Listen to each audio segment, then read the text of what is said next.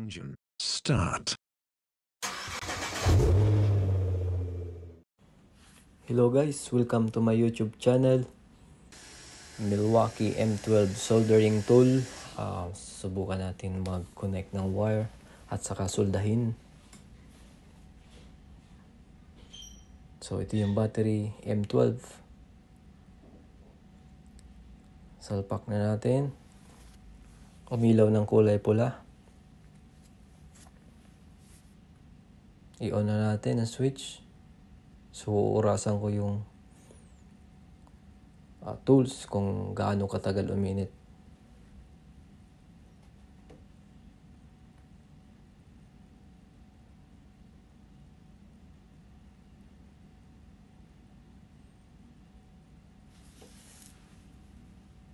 Actually, umaabot siya ng 22 seconds yung pagtigil ng green sa pag-blink. So pag tumigil na yung blink ng green, ibig sabihin mainit na yung dulo ng ating soldering tool. So bago yan, na-adjust po yung soldering tool ng straight at saka angle. So adjustable.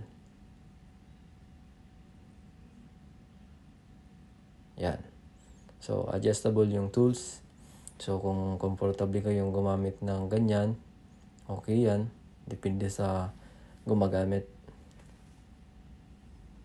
Okay. So we adjusted angle. So initin muna natin yung wire. Sa paraan nito ay para dumikit kagad yung soldering iron sa wire. Okay. Kabilaan po yan.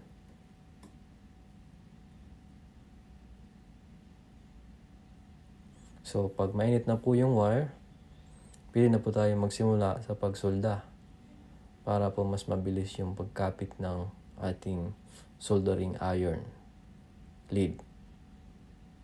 Okay?